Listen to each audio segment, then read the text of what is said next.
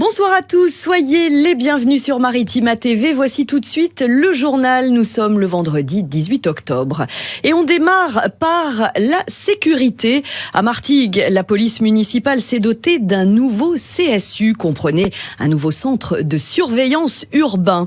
C'est ici que sont regroupés les retours de toutes les caméras de surveillance, une nouvelle salle et une nouvelle organisation effective depuis le mois de mars qui ont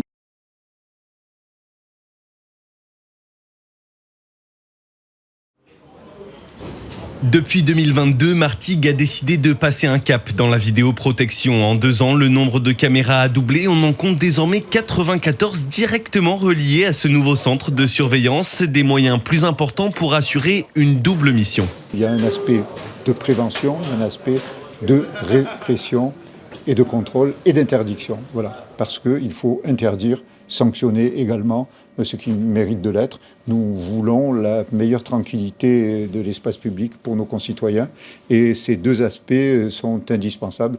Et la ville de Martigues est de ce point de vue-là exemplaire sur l'utilisation des deux. Je redis l'éducation et la prévention, mais aussi la sanction. De 2013 à 2022, 600 000 € avaient été investis dans la surveillance vidéo. Depuis 2 ans, avec l'augmentation du parc de caméras et donc ce nouveau CSU, ce sont 600 000 nouveaux euros qui ont été posés sur la table. Un investissement nécessaire pour assurer fluidité et efficacité dans les interventions. Avant, le CSU était complètement indépendant. Il y avait une synergie qui existait, mais via le téléphone, parce que le chef de poste était dans le local en face et le CSU était à part. Donc du coup, il y avait des faits qui étaient constatés par la vidéo. Le temps de contacter le chef de poste, ça devait passer par du filaire. Le chef de poste décrochait, recollecter les informations et envoyer les patrouilles. Donc c'est vrai que ce delta qu'on avait était vraiment très important. Donc la volonté a été justement de regrouper les deux services de façon à pouvoir avoir les opérateurs qui pouvaient constater les faits, de suite relayer au chef de poste qui du coup lui pouvait déclencher une intervention de patrouille. Une meilleure organisation également permise par les caméras LAPI qui enregistrent les immatriculations de tous les véhicules qui passent. À terme, 17 seront installés aux différentes entrées de la ville. Une aide précieuse pour la police nationale et la gendarmerie lors de leurs enquêtes. Jour de conseil municipal à Martigues, à retrouver sur notre site maritima.fr. Et puis la sécurité également à l'ordre du jour d'un autre conseil municipal plutôt agité, celui de Marseille ce matin. Bruno Gilles, figure de l'opposition de droite dans le groupe Une volonté pour Marseille, a interpellé le maire Benoît Payan et son adjoint à la sécurité sur le nombre actuel de policiers municipaux. Il les accuse de manipuler les chiffres. Un départ chez nos confrères de la Provence. Aurélien Vier quitte la tête de la rédaction. Une rupture d'un commun accord avec la direction du journal après 2 années de collaboration. La Provence, souvenez-vous, avait changé de directeur général fin juillet. Jean-Louis Pelé, jusqu'alors à la tête du groupe Nice Matin, remplaçant Gabriel Darcourt, lui-même arrivé de la Voix du Nord à la tête du groupe La Provence en décembre 2022, après le rachat du groupe par l'armateur CMA-CGM. Aurélien Vier serait remplacé par Olivier Biscay, actuel directeur de la rédaction du Midi Libre. Jamais un épisode Cévenol comparable n'a été observé depuis 40 ans dans l'Hexagone. C'est ce qu'a exprimé le Premier ministre Michel Barnier aujourd'hui au sujet des inondations qui ont fortement touché le centre-est du pays hier. Selon les services du ministère de l'Intérieur, 2300 interventions ont été réalisées par les secours pour sauver des vies. Chez nous, les marins-pompiers sont partis en renfort en Ardèche et du côté des pompiers 13, des équipes ont été envoyées dans le Vaucluse, à proximité d'Avignon. Notre département des Bouches-du-Rhône épargné fort heureusement par ces intempéries, mais attention tout de même à la crue du Rhône, surtout si vous prenez la direction de la Camargue. Pour tous ceux qui envisagent de traverser le fleuve entre Port-Saint-Louis et Salins-de-Giraud, sachez que le trafic du bac de Barcarin est actuellement interrompu depuis hier après-midi. Il n'a toujours pas repris. Il en va de même pour le bac du Sauvage qui relie les 2 rives du Petit Rhône en Camargue. Et pour être informé en temps réel du retour à la normale, l'application Bac de Camargue est téléchargeable sur iPhone et Android, ou sinon vous pouvez consulter le site SMTDR, comprenez le syndicat mixte des traversées du delta du Rhône. Je répète, SMTDR. Triste découverte hier matin sur la plage de Fromage à Port-de-Bouc, une tortue de mer échouée. L'animal serait décédé depuis quelques jours. Il s'agirait d'un jeune spécimen, selon nos informations. Une autopsie devrait avoir lieu dans les prochains jours pour tenter de comprendre les raisons du décès. La tortue Kawan est commune en Méditerranée. Elle peut mesurer, sachez-le, jusqu'à 1 mètre et peser jusqu'à 200 kilos. Son espérance de vie est d'environ 80 ans. Une mobilisation demain à plan de campagne, celle de l'association de défense des animaux L214 contre le groupe LDC. C'est le numéro 1 de l'élevage intensif de poulets. Dans l'hypermarché Leclerc à Cabriès, les militants iront donc à la rencontre des clients pour les inviter à tourner le dos aux marques Le Gaulois, Marie ou encore Maître Coq en retournant symboliquement leurs barquettes en rayon. Une application et un site internet permettront de comptabiliser en direct le nombre de barquettes retournées. Écoutez, Benjamin Larue, c'est l'un des représentants de l'assaut L214 au micro de Didier Gesualdi. Aujourd'hui, dans les sondages qui sont publiés en France, 90% des Français sont opposés à l'élevage intensif. Aujourd'hui, de plus en plus de gens vont se tourner vers des produits alternatifs. Ils sont pas trop chers, justement, les produits bons, entre guillemets. On peut quand même arriver à manger bien sans qu'on fasse appel à l'élevage intensif. Les questions du prix est un sujet effectivement primordial. Aujourd'hui, manger bien ne veut pas forcément dire manger plus cher. On le voit d'ailleurs avec le gouvernement qui parle de mettre un chèque de 30 €. C'est un projet pour justement augmenter la consommation de fruits et de légumes. Donc pour moi, c'est quelque chose qui va dans le bon sens. Et en rayon, des cartes explicatives seront placées devant les barquettes retournées. Elles permettront au grand public de comprendre la démarche et de se joindre, pourquoi pas, au mouvement en participant à la prochaine opération de l'association en supermarché. L'application se nomme tournonsledos.fr. Parmi les nouvelles qui ont alimenté les conversations, ce matin, le prix du paquet de cigarettes. Selon le ministère du Budget, il ne devrait pas augmenter début 2025. Laurent Saint-Martin a également confirmé une intensification de la lutte contre le trafic et la contrebande. Reportage à venir du côté de Noailles à Marseille dans nos prochaines éditions.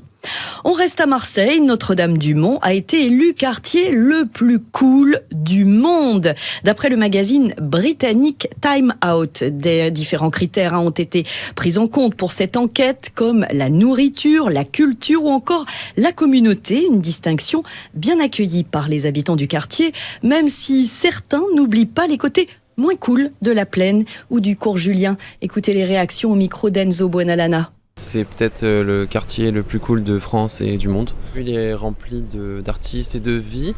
Et il y a vachement d'interactions avec tout le monde qui nous entoure. Et plein de choses à faire et bonnes à manger. Et c'est vraiment cool. Un truc génial parce que tout le monde se rencontre. Et en même temps, on se retrouve confronté à des scènes qu'on n'aurait pas envie de voir le soir quand on sort. Notamment des personnes qui se battent.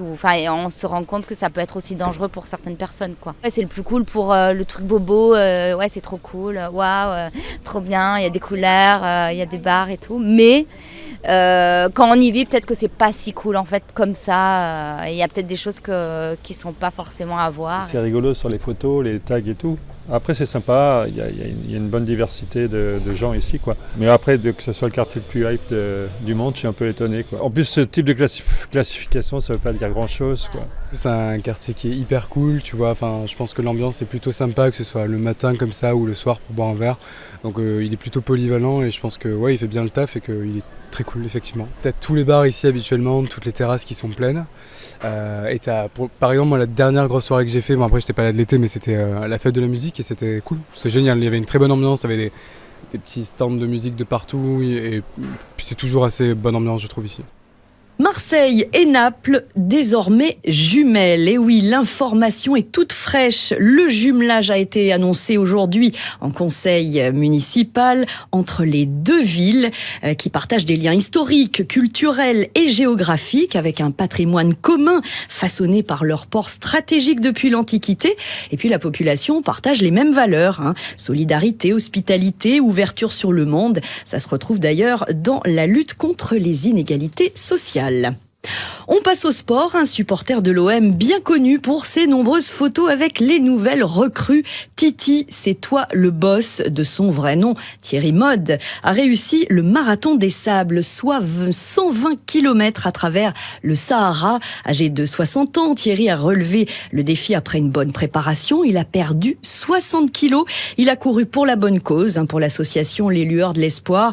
Titi, c'est toi le boss, sera de retour de son aventure demain, samedi à 13h55 à l'aéroport de Marignane, là où il a accueilli de nouvelles recrues olympiennes, je vous le disais, à plusieurs reprises. Alors peut-être à son tour d'être accueilli en prince par ses supporters.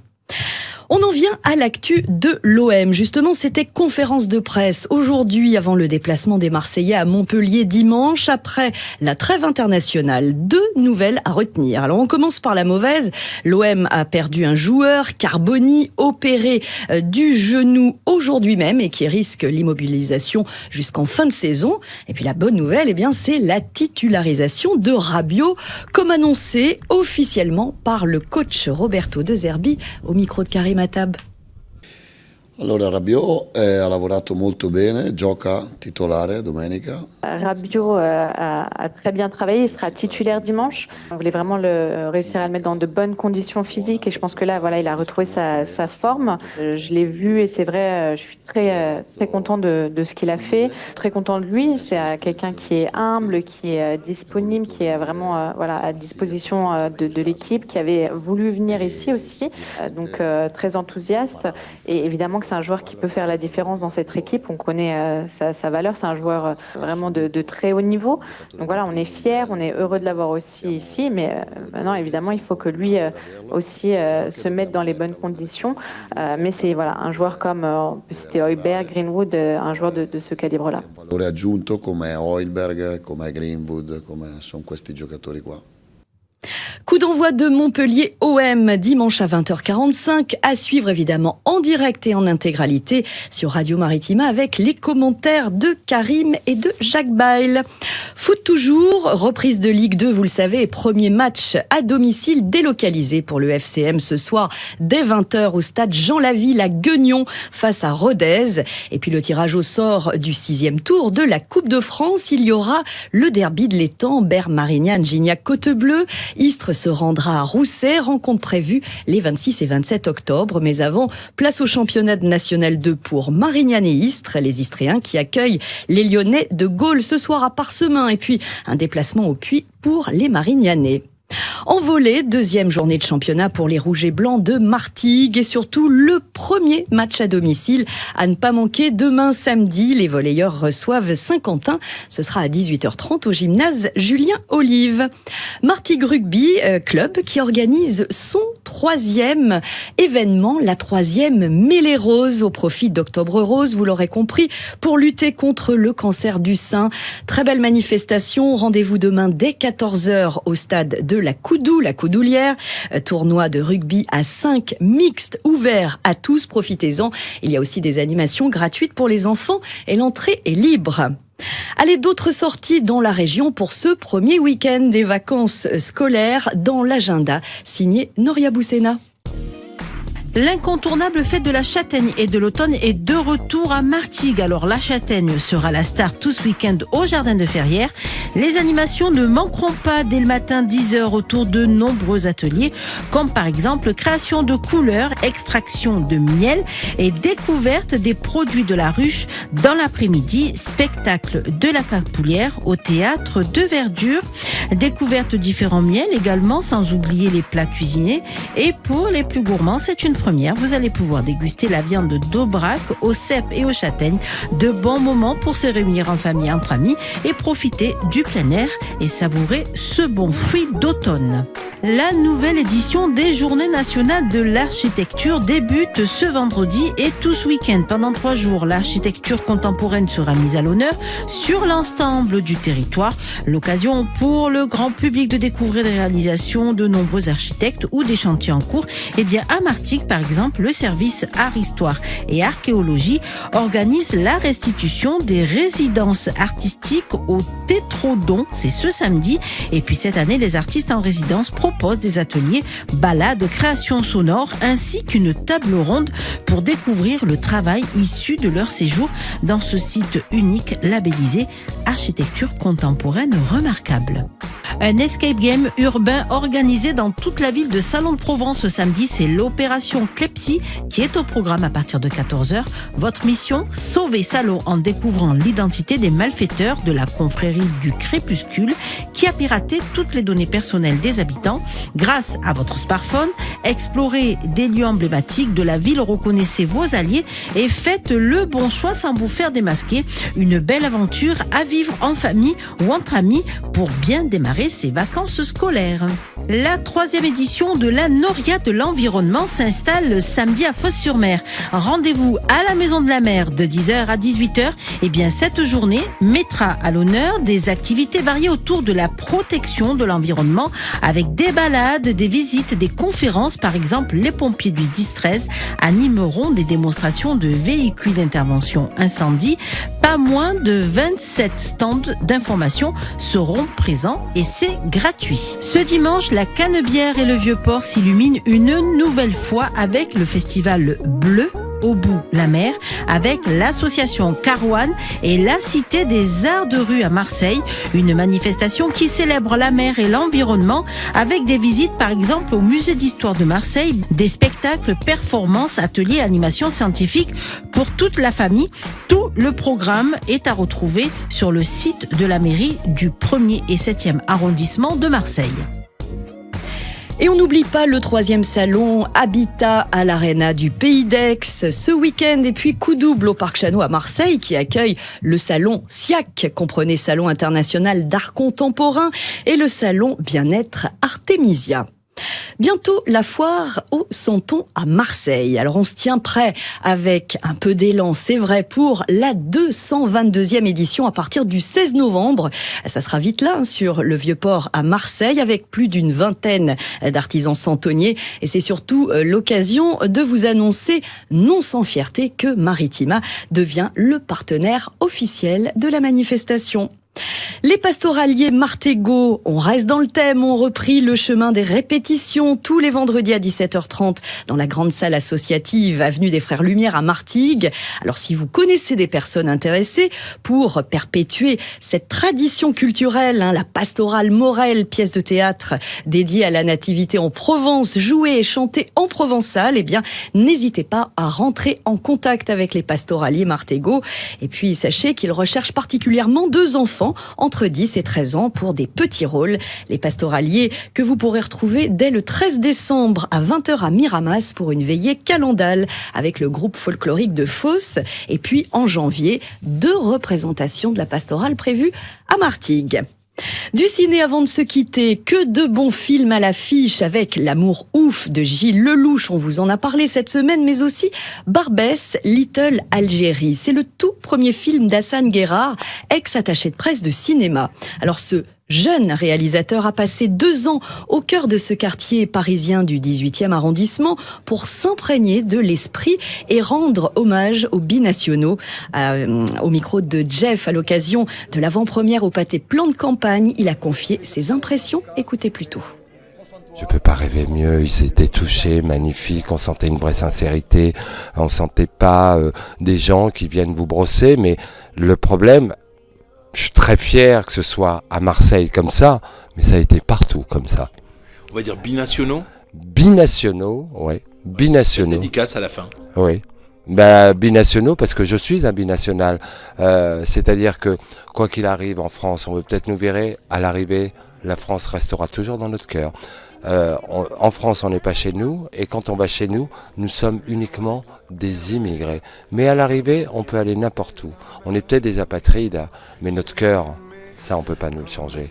Pourquoi ? Parce que notre cœur n'a pas de carte de séjour et n'a pas de passeport. C'est bon. T'es trop niard. T'es trop hanine pour ces gens-là.